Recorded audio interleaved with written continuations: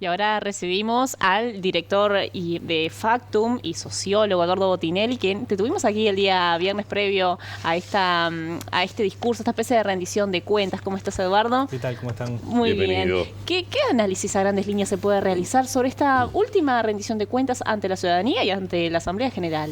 Bueno, este es una especie de ritual que el presidente tiene, que él mismo lo manifestó casi que en esos términos, con una particularidad. Es la última vez que se dirige a la Asamblea General en esta forma, en un año electoral, y como estaba previsto, digamos, muy centrado en lo que es logros de gestión, digamos, de alguna forma que las perdidas las cuenten otros, ¿no? Pero también con un tinte político electoral, digamos, ¿no? Es decir, en el trasfondo de todo hay una presentación de éxitos de gobierno que también buscan, de alguna forma, posicionarse en el año electoral frente a la ciudadanía. Uno de los temas que destacó fue, y también tiene que ver con esto, es la defensa del funcionamiento de la coalición o de los logros alcanzados a partir del funcionamiento de la coalición de gobierno y, bueno, con algunas cosas bien claras, ¿no? Bueno, un detalle sobre el rumbo elegido por el gobierno. De alguna forma ahí hay un contraste, digamos, con algunos ataques que ha habido con respecto a eso. El Consejo de Ministros, el rol que tuvo la Ley de Urgente Consideración y atraviesa prácticamente todo el discurso de la Ley de Urgente Consideración. Y después, bueno, lo que fue la pandemia, digamos, como un hito importante para el gobierno. Y pasó un par de mensajes que quizás son más de fondo, que tiene que ver primero con la democracia, ¿no? Con el cuidado de la democracia, que creo que ese mensaje es tanto para la oposición como para el oficialismo, y también habló de la tolerancia, donde también creo que va para los dos lados, digamos, es decir, bueno, el cuidado de la democracia entendida como fomento de la tolerancia también. Y lo último, digamos, lo más importante y que sí claramente atraviesa todo el discurso y es una palabra que atravesó el gobierno entero, ¿no? Que es el de la libertad, ¿no? Y usó el concepto de libertad en varios fragmentos del discurso, también trayendo el discurso del 1 de marzo de 2020, es decir, esa idea de que el gobierno iba a ser exitoso si lograba que fuera más libre los uruguayos al terminar el gobierno. Digamos, esos son como algunos, digamos, de introducción de lo que fue rápidamente esta primera parte, digamos, del discurso, más en grandes conceptos, ¿no? Lo que evidentemente se nota, y lo digo por lo que uno inmediatamente después vio de repercusión de redes, fundamentalmente de actores políticos importantes, ¿no? Ese concepto de que los uruguayos somos más libres, o sea, esa tendencia a marcar que lo que nos dejaba o lo que nos deja este gobierno del doctor Lacalle Pou es mayor libertad a los uruguayos. Se puede ver ya como una estrategia de campaña, aunque obviamente tengo claro que el presidente no está en campaña, no puede hacerla y no es candidato, pero de última está apoyando conceptos que uno viene escuchando de, por ejemplo, Álvaro Delgado.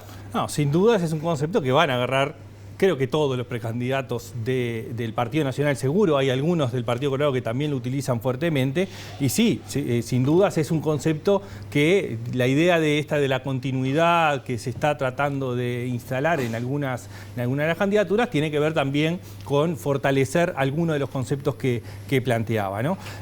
Ahí, bueno, en el repaso que hacía algunas menciones importantes a la Ley de Urgente Consideración, a lo que se logró a partir de ahí, e hizo un repaso de logros alcanzados por el gobierno en el periodo, ¿no?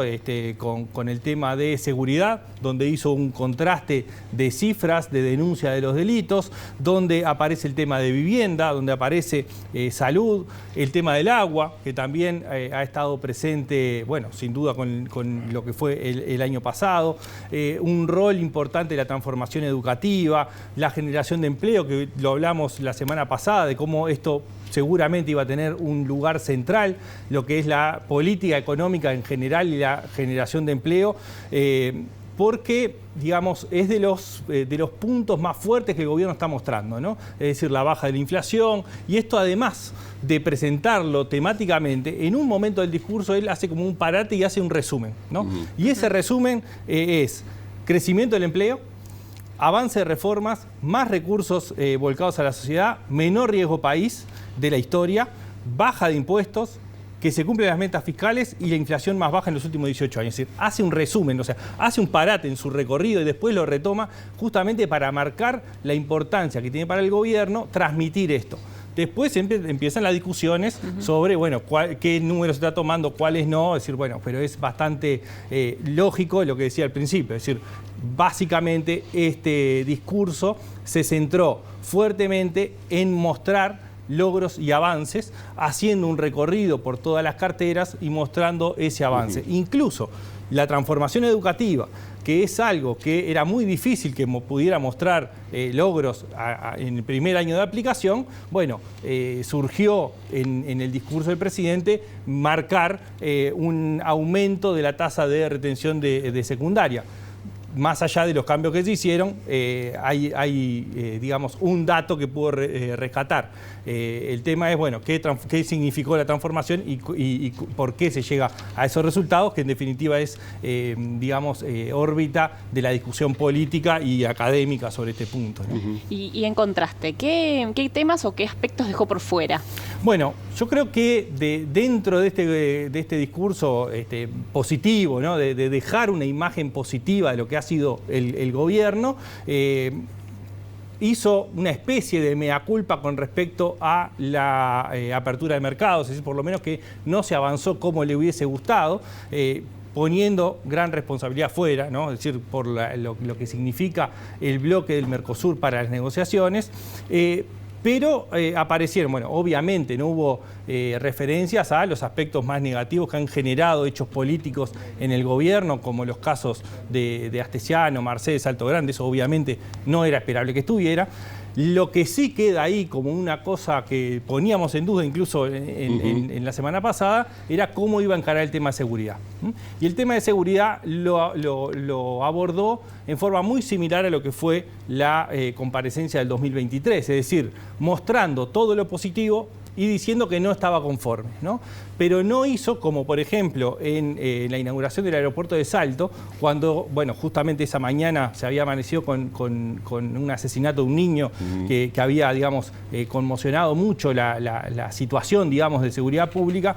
Pero en este estilo del presidente, que usa mucho hablar de grandes temas, hablar de pequeños temas e introducir anécdotas personales, quizás en ese podría haberse puesto algún foco un poco más crítico con la propia gestión o por lo menos con la imposibilidad de solucionar alguna parte de los problemas, ¿no? Es decir, como que el foco fue mucho más enfocado hacia una visión positiva, más teniendo en cuenta que la evaluación que hace la opinión pública de la seguridad pública y los propios votantes de la coalición tiene un margen importante de disconformidad. Entonces, solamente hablándoles del lado positivo no es, digamos, en principio lo que esperan incluso los propios votantes que están viendo algunas dificultades en la materia, ¿no? Eduardo, como para cerrar, conceptos centrales que nos dejó el discurso del presidente.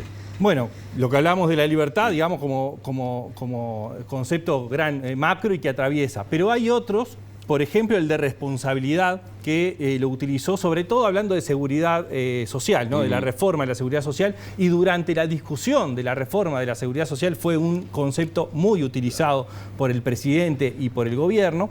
Y hay otro concepto importante, que es lo de histórico o récord, ¿no? Esto también ha estado presente mucho en el último tiempo, tanto en infraestructura u obra pública, en lo que es saneamiento, la inflación, el crecimiento económico del último tiempo, el déficit fiscal. Hay como muchas referencias que buscan establecer que este gobierno de alguna forma ha roto algunas barreras históricas que lo posicionan de mejor forma, ¿no? De alguna forma digamos, los grandes conceptos muestran un discurso de alguna forma, digamos, mirado con una lupa positiva, ¿no? Es decir, dejó los aspectos más negativos directamente de lado, no los incorporó fuertemente en el discurso, con la idea que hablábamos al principio, estamos en un año electoral y por lo tanto también generar condiciones favorables para lo que viene hacia adelante. Bueno, muy bien, Eduardo, muchísimas gracias por este aporte. Habrá que ver también, esto es lo que sucede mucho en política, ¿no? De estos apuntes, de principales conceptos, qué cosas se van derramando, qué cosas luego se van desgranando hacia la campaña electoral y que uno nota allí de repente la mano de quien dice, acá es donde hay que poner el énfasis, sobre esta línea argumental es que tenemos que insistir, lo iremos viendo seguramente en sucesivos encuentros. Sin dudas, este discurso sirve como disparador para mucho de lo que viene hacia adelante. Muchas gracias.